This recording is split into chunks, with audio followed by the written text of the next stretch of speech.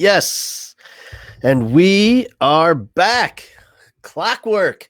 Help a Teacher Facebook live every Monday night, 7 p.m. Central. And listen, you know what I did? I looked at the date. I try not to look at the date because it gets depressing sometimes. Because, man, it's flying by. And as we were getting ready to do this show, I was talking to Tricia, and she reminded me it has been just about a year. I think for where I live in Houston, I think things are happening for her in upstate New York a little bit quicker than here in Houston, but I believe it was right around the second, maybe third week of March. And that when things, we sent kids home for spring break, and that was the longest spring break they ever had. And here we go, about a year in, and here in Texas, it's the Wild West, man. They just said forget the mask, do whatever you want, open everything. So it is really interesting, and we're going to see what comes of it. And it does. I got to tell you, it does freak me out a little bit, just simply for the safety of teachers and just everyone in schools. With all these kids running around, and we can talk about social distancing all day long, and we can talk about masks. But guess what? There's one overpowering quality of kids that overrides all that, and it's the fact that they are kids and they forget, and they're just doing life. So we're going to talk again with one of my besties online is Miss Tricia Kiah. She's the perfect person to talk to about this. I've been thinking about special populations of kids and kids with disabilities a lot lately. And the reason I wanted to bring her back on is because she has a lot of experience, both as a student, as a teacher, and as a mom. And so when it comes to having these conversations, I really can't think of just a better person, because she has perspective from all three positions, as a kid in the classroom, as a teacher in the classroom, and as a mom sitting at the kitchen table with kids. And Tricia, hey, good to see you. Hey, All happy right. Monday. Yeah, happy Monday. Before we get started, tell everybody what you did on your special field trip today. Tell Today, everybody. I filmed 2 episodes of the Dr. Phil show. I was a member of his virtual audience. Dr. Phil. And don't no spoilers for us. Don't spoil it. No, I But can't. I signed something. oh, did all I want to know, did the guy turn out to be the dad? That's all I need to know. Was it one of those shows? I think you froze. We're never gonna know. First of all, there you're back. There, you froze. No, you said that's the Jerry Springer show. Oh, I get the two confused. That's not Right. Dr. Phil. So you're saying there's no online fighting or anything like that? No, not even. Oh, wow, how No, boring. no. It was Jeez. boring. It really was. But don't worry, when they cut that show up into little tiny sections, it's going to be very exciting and Yes, riveting for everybody. this is all you're going to see me do. You do it well. No wonder you got hired for that job. Hey, let's go back. So when you were in school, this is what I love about you, is you just have such a different perspective. Now, this isn't true for all teachers, but for some, they were really successful and academic stuff came easy for them, and they just went right with the program. They did really well in school and thought, hey, I'll become a teacher. This is a lot of fun. But for you, school was a different thing growing up. It really was. I never felt like I really fit in. I always felt like I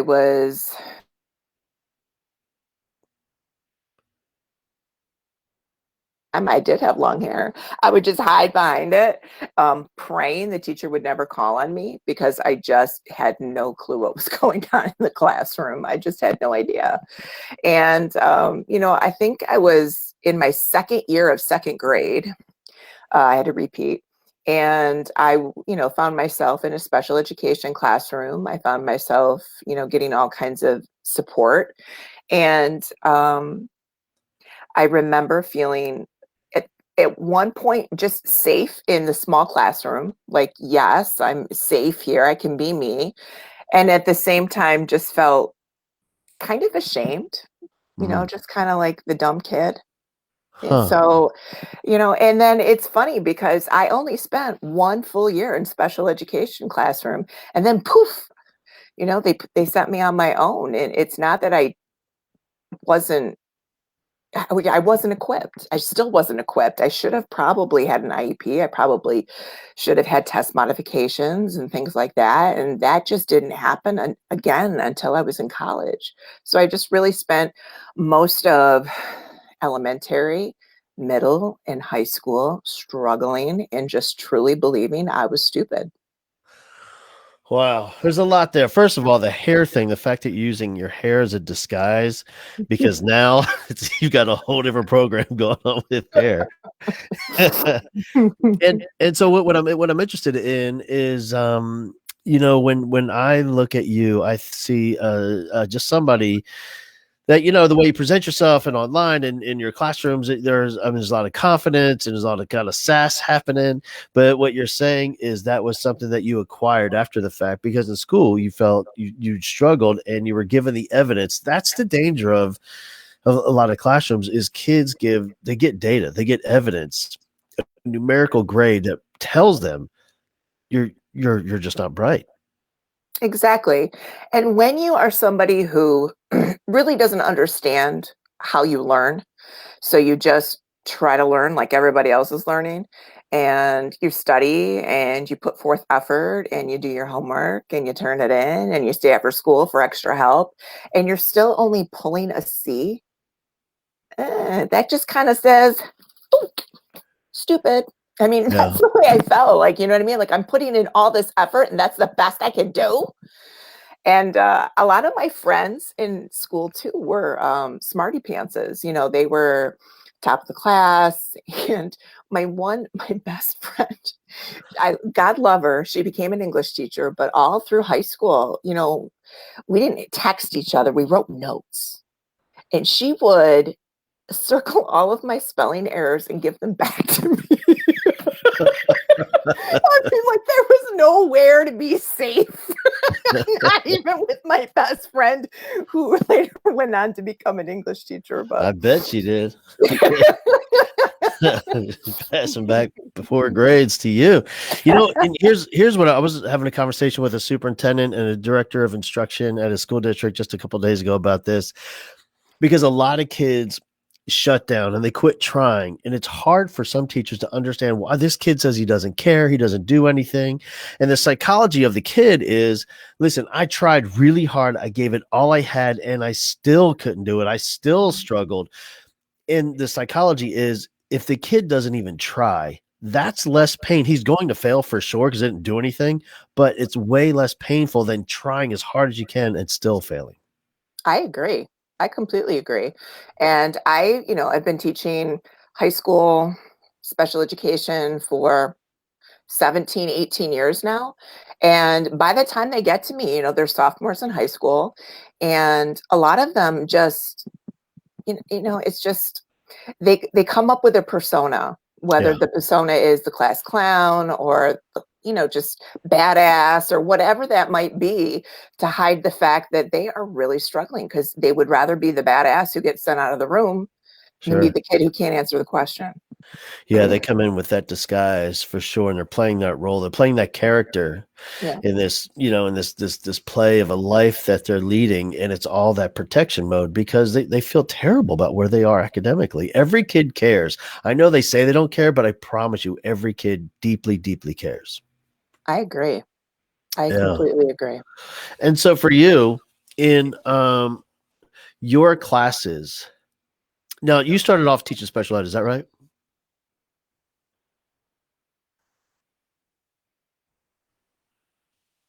And I taught sixth grade, 15-1 class. I mean, honestly, I've never done anything but. I've always been the 15-1 special education teacher. I just changed grade levels. Now I'm at the high school. Yeah, But and I mean, honestly, I've only ever done middle school and high school. I haven't dealt with the little ones yet. not yet. I'm sure there's time. Well, listen, that's where I spend my summers. I do Camp's More Fun. Right. And at Camp's More Fun, I do I work with the littles for a couple of weeks, and I love it. And then after you had been teaching for a few years, time to start a family, and then you have your own kids. And at what point in the development of your children did you realize that there were special needs there? My second born, his name is Caleb, and I really knew something was different about him 6 weeks in. And the reason I say that is because he was 6 weeks old. He was in his car seat. He was on the floor, and I happened to drop this huge cast iron pot. He was sound asleep. He should have jolted, and he should have woke up, and he should have startled, and he didn't. And I assumed he was deaf because his father is deaf. And so it just made sense to me. Okay, we're dealing with a deaf child. He was tested early on. They did a brainwave scan. And at the time, this is what I didn't understand, that a brainwave scan can um, show you a hearing impairment, but it can also indicate neurological damage. And so we assumed it was the hearing loss. And so for the next 2.5 years of his life, he had teacher of the deaf services. We had people coming into the home. We were teaching him sign language. He had hearing aids. We were doing, audiological stuff with him. And then he started presenting differently, even beyond that. He started with the rocking and the flappy hands and just unable to just point. Like he couldn't isolate this finger to point, and this pointing is your whole world when you're a year old. And so language wasn't developing. And then miracle of miracles, one day he pulled out his hearing aids and he could hear. So we were like, what? So as he got a little bit older, it became clear it wasn't a hearing impairment. He was on the spectrum. He had autism. And honestly, this is going to sound horrible. It was easier for me to accept a deaf child because I knew what to do. I was a sign language interpreter. His father was deaf, so he would have had a male role model. You know what I mean? Somebody who'd been down that road. Autism to me was a whole new world. I just didn't understand it. I didn't know what we were in for. Even though I was a special education teacher, as the mom, autism terrified me. It really terrified me more so than hearing impairment. And then at that point, did you kind of go into teacher mode and immerse yourself in the research and just search everything and find every resource possible? Ish. Yes. Um, but even at that time, you have to remember this is the late 1990s. During that time, a lot of kids were being diagnosed rapidly. And that's when you saw a big change in numbers as far as, I don't even remember what the numbers were back then, 1 in 35 or whatever it might have been. But the resources weren't quite there yet. Everything was very experimental. And so I was always looking for the best program. Where's the best program for little ones? Yeah. Where's the best program elementary school wise? Where's the best program? And that was my whole study, like just looking on the local level for where can I get him the best support. But we did experiment with things like the gluten-free diet to see if that would, help him with symptoms. We experimented with actually, the gluten-free diet was huge. Really? I feel so bad for him. We did that with him for the first 8 years of his life. And then when I decided, you know what, he is so painfully thin and he is so not getting what he needs. And I just started letting him choose like what he wanted to eat. And he was a happier kid. So I don't know, gluten-free helped him at all. But, again, it was what to try at the time.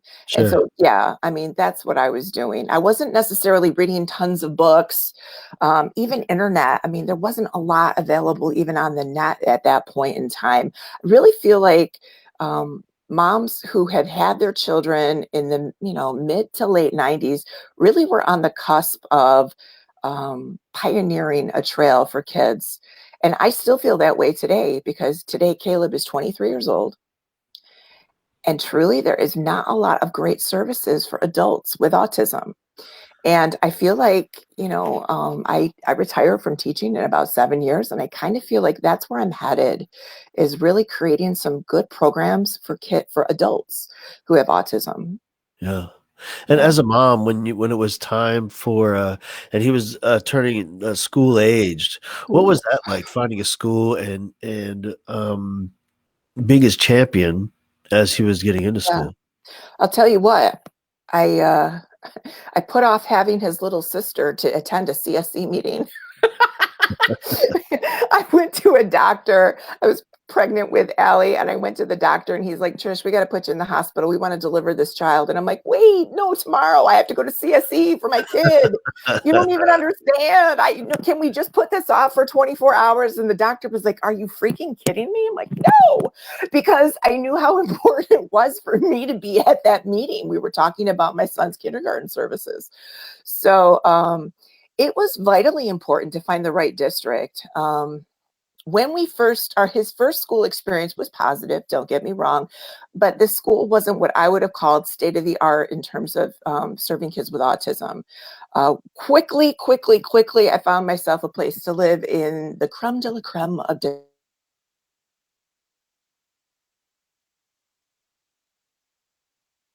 and for working with kids with autism. And so, I mean, that's what I was doing. I was basically moving into districts where I knew he could get the services he needed and where, they seemed to have a really good reputation, and then fought like hell to get what he needed. And as a teacher, did you feel like that was an advantage for you sitting in those meetings, knowing Yes, what and was available, knowing what was needed, or was it more frustrating because you knew? I think it was both. I think I I love that I knew how to negotiate and run a CSE. I knew how it was supposed to be. I knew how, when I was the teacher at a CSE meeting, Committee on Special Education, that I behaved in a certain way. And when certain CSEs were not behaving the way I thought they should, I called them out. Our very first CSE meeting, every single person around the table had nothing positive to say. And at one point, I looked at the director and I said, are you going to allow this to continue, or should I walk out now? And then she looked at me and I said, I need everybody around this table to say one positive thing about my child. He's 5 years old. He's 5. And there has got to be something positive that you can say, or I'm walking. And I was serious. And oh, miss, oh, everyone's getting nervous. And I'm trying to stifle and hold back the tears because I wanted to just boo hoo, but at the same time knew it was important that we had this meeting and it went powerfully and positively. Yeah. And I'll tell you that I never had another bad meeting after that because they knew I meant business. And I did walk. I mean, I got up in the middle of the meeting and did walk, and I was chased down by the director of special education. And I refused to take their phone call for 4 days because they needed to sweat a little bit Yeah. and think about the environment that they created for a woman who had an education, who had experience at CSE, who kind of knew what she was talking about. They needed to think about that, because had that conversation landed on somebody who was more vulnerable because they didn't necessarily have the education or the knowledge behind them, that would have been far more devastating. And I think they needed to just stew in it for a little while so they knew that that's not how you treat a parent at a CSE meeting. It's just not how it's done. I've sat through those meetings and I oftentimes have not. Well, they're my previous school I taught at. They they quit calling me to represent the general education teacher role simply because I felt like we had to slow it down because I could see in the eyes of the mom and dad that they have no idea what these acronyms mean, and they have no idea. I mean, just something simple as IEP. I could see their eyes open up, and dad stall. And he's just stuck in the headlights. He has no idea what's happening here. So I think it's critical. Like we understand the jargon and we do it all the time, but mom and dad have no idea what we're talking about. And when the kid's there, they certainly have no idea what we're talking about. Yeah. And when the kid's there, I think the kid should be running the meeting. Yes. You know what I mean? It's their show. It's their moment to shine. It's their moment to kind of talk about their school year, what went well, what didn't go well, and let's look at, the services that you had, and let's see if we need to add, delete, change. But I think as early as they can, they need to run the show and own it. Even my daughter, my daughter is 19 and she has Fragile X syndrome, which is a form of mental retardation. And even her at her meetings, I make sure that she has a voice, and she does, and she speaks as much as she can, because it's her moment to say this went well, this didn't go well, and it's difficult for her to get speech out, but she's still present and she still has a voice at that meeting.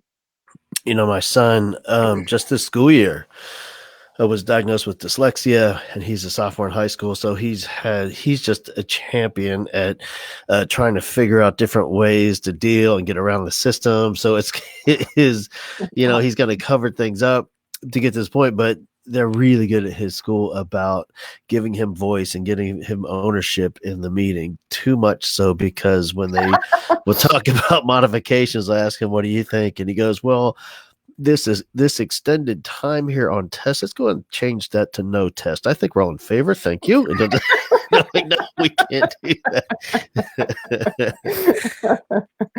So we slowed him down a little bit. And so you have your son, and then a daughter, and then you have a couple more kids. I have 4 children, Yep. and of my 4 children, 3 of them are on the spectrum. So Caleb, Colin, and Allie. My oldest daughter was spared. Yeah. I don't know why, but she's not on the spectrum. So yeah, we have 3 kids on the spectrum, and each one of them is very, very different. Each one of them presented differently. Um, Honestly, every time I got a diagnosis, I'm like, really? Because everyone was just so different. Yep. There is no, you know what I mean? There's just, and every kid was different in terms of what they needed to be successful, what worked for them, what their abilities are. Caleb is in a day hab program, and that's going to be, he's going to need long-term care. Sure. My son Colin just finished a construction program, and he's looking for a job, and he graduates Thursday from that program. And There you go. so he's going to be independent and thrive and be able to be employed. And then my daughter Alexandra, she has, her abilities are a little bit more than her brother Caleb. She has a part-time job at a local embroidery shop in town, which is awesome because she literally can walk to work. She can go there and be very independent. They pay her. They love her as an employee because she found her niche. She's just really able to work well there. Yeah. But early on, with all of my kids, I just kind of looked at what can they do and what programs will make them the most successful as adults. Like, what skills do they need? So I knew, like, with Caleb and Allie, traditional diploma, traditional, go from class to class and, sit in like core subjects, that wasn't going to work for them. Each of them needed something different. Allie has been in the workforce since she's been 14. I've had her in different, work to school programs, and she loves it. Her resume is better than all of my children combined. She has worked in so many different aspects. And if you ask her today, Allie, what was your favorite job ever? She'll tell you she loves retail, but she's worked in restaurant, hotels. She's worked in a factory. It's just crazy. She's worked on a golf course. She's worked indoors, outdoors. So she has a wide variety of experiences. So now she can kind of hone in on what she wants. But to keep her in a classroom learning about history, why? I mean, that's just not going to be her life. Well, I would argue why for the vast majority of kids. Listen, I'm a history teacher, okay? Hey, so if you had to give advice as a mom and a teacher to those teachers out there with kids in a classroom with modifications, is there any kind of general advice, something you could put in the back of their mind to think about? Um, hmm.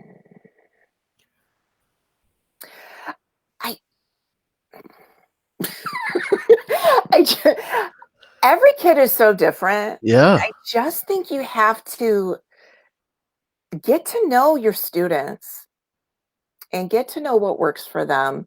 And I'm not saying I'm perfect at it because I sure as hell am not. But I think if you really get to know them and listen to them, and then, and then plug in and then, figure out accommodations wise what's going to work for them, what's not. Because even the most generic test modifications are not going to work across the board in every core subject. It's not. A kid might really need to have their tests read in social studies, but need to be completely independent in science. It really, and that's what I think, we have to give our kids sometimes the gift of choice and give our kids the ability to fall down on their face when they say, no, no, no, no, no mods for me, please, today. Okay. And maybe they don't fall down on their face. Maybe they actually thrive and you're like, whoa, Yeah. something, we've gained something here. Or maybe they do fall down on their face and then you have to say, well, can we try it a different way next time? Yeah. I For honestly, me, now I'm just thinking back to my classroom, and you're right. There's so many different kids, and just based on personality alone, I have to modify and customize the relationship in a different way for every kid. And for me, it's the same thing as every kid I've ever taught. The deeper the relationship I have with a student, whether it's a general ed or a special needs student, the deeper the relationship, the more I know the kid. It's almost as if the less modifications I need to think about and know about because it just happens naturally as a teacher. exactly. And I know, you know, I know an IEP is a legal document and I know we have to have them. And I know it protects students, it protects the district. But sometimes it just doesn't work the way it's supposed to on paper. And so you just have to kind of listen to your student and kind of go with your parent gut and your teacher gut and just say, let's experiment a little bit and see what works. Yeah, for sure. Because when it comes down to it, I mean, we're talking about kids and they're Yeah, all different and they're all different. And the same kid is different every day. And so, that is where the art of teaching comes in. And yes, the IEP certainly is a legal document, and there's kind of like some science behind it and theory. And like in theory, here's what's going to work. But the art of teaching is to kind of go with the flow and keep the flow going, to find what mhm, works and on that day, in that moment, and keep that moving forward. exactly. All right, you're awesome. Thank you so much for hanging out with us. I always love it you Thank on the show. you. Thank you. And we'll do it again soon. All right. Sounds good, Hal. Take care. All right, thank you. Bye bye.